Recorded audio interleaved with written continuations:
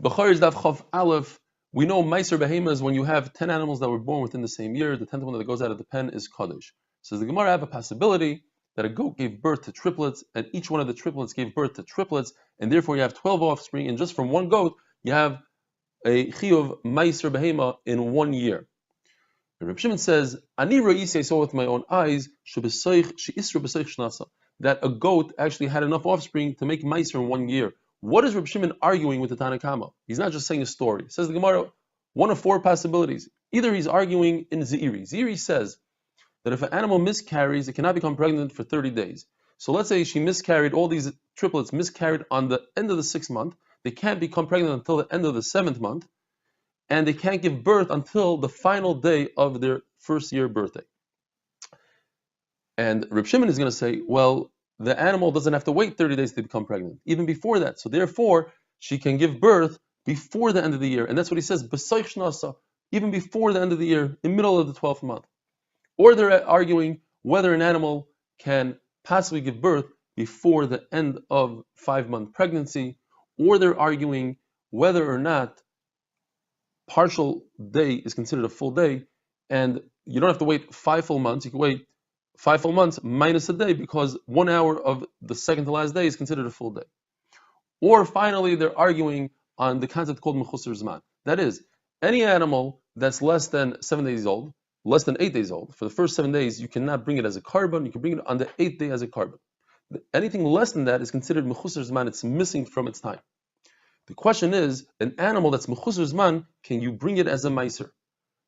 You can't bring it as a carbon. Can you create Meiser? Reb Shimon says, yes. You don't have to wait until it's 8 days old. You can take Meiser Behema from it immediately when it's born. We find the same thing by a Bechar. Bechar is Kaddish as soon as it comes out of the womb, but you can't bring it as a carbon until it's 8 days old. On the one hand, you can compare Meiser Behema to a Bechar in 4 different ways. On the other hand, you can compare Meiser Behema to Shlamim, Kachim, in 4 ways. So it's 4 against 4. There's no reason to compare it to Bechar. Yet there's a Gzeir Shava that tells us to compare it to Bechar. What are the 4 ways Meiser Behema compares to a Bechar? The first one is that if a Bechar has a mum, you don't have to redeem it. Whereas Kachim, you do have to redeem. A Bechar Meiser, if they have a mum prior to the Kedusha still applies to it. So a Bechar who has a mum in utero, then it still becomes a Bechar as it comes out. It still has Kedusha, and so Meiser Behema. Meiser Behema. But other Kachim, if they have a mum, they could only become Kaddish Kedushas Damim, not Kedushas Agov.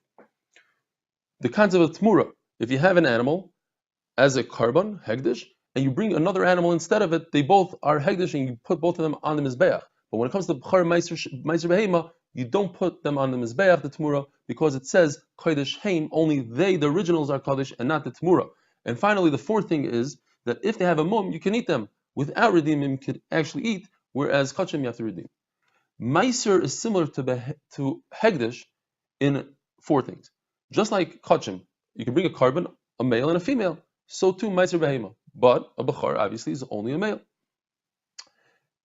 Meiser Behema and Kachim, you have to take action in order to make it Kaddish. Whereas a Bechar, it's born B'Kedusha. Meiser and Shlamim are not considered a gift to the Kohen, because the owners get to eat it.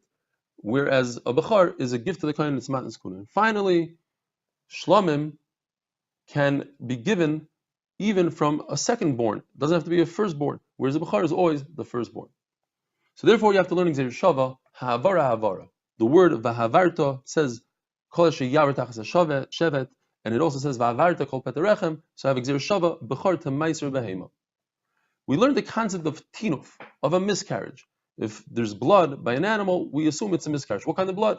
Rava says it's only blood that a shepherd will say, look, the womb has stopped, netza rachma, and therefore, nimoik, it disintegrated. The fetus disintegrated to the point it turned into blood. And Shmuel says it's a type of blood that has bubbles, bubbly blood. We know the concept of Yitziras Avlad is 40 days. Meaning, when the cells form into a shape of a fetus, it takes 40 days. Anything prior to that is not considered a birth, and the woman is not tomei from giving birth. The Rav Chizda had a suffix and remains in a suffix. Do we have the same kind of concept, and what is it by an animal?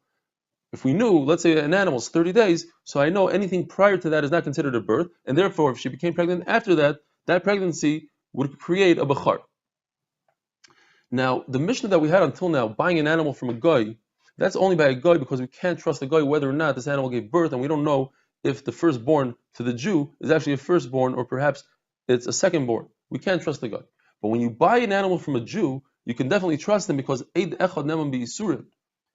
So, in a case where we can't reach the Jew, we can't reach the seller, we didn't hear from the seller whether or not the animal you bought already had a child, and therefore the firstborn to the new owner, is it actually a firstborn or not?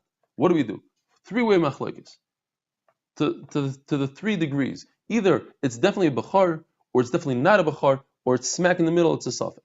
Rav says that if you have a firstborn, the buyer has a firstborn, it's definitely a bechar. Because had the seller had a child from this animal, he would have told you. Because it's a great selling point. Because now the buyer doesn't have to give up his first animal. Also, Taisus brings that it's an easier birth. The second birth is the easier birth. So you tell you, look, the animal I'm selling you is not going to die during childbirth because it already gave birth. It's used to this. According to Shmuel, it's a suffix. Why? Because perhaps the seller didn't know that the buyer wants to raise it to have offspring. He thought that the guy bought it to shecht it immediately, and therefore it doesn't make a difference whether or not it gave birth. And according to Rabbi Yochanan, the firstborn of the new buyer is definitely not Kaddish, it's Chulin. Why? Because we have the concept that a Jew is not going to, he's not going to create a situation where the buyer is going to be over Isser of using the Bechar. We have a similar concept by Oisef is Benoy. You're not allowed to shech the mother and her offspring in the same day. And 4 times a year, the Mishnah Chulin says the seller must announce and tell the buyer, hey, I just sold to somebody else, the mother, and this is the offspring. Don't shech this offspring because Oisef is Benoy is even 2 separate people. Now, if that's the case, in other words, and if the seller didn't say anything, then the buyer could assume that he's okay. So too by us, the buyer can assume that there's no bechar here, there's no problem with bechar.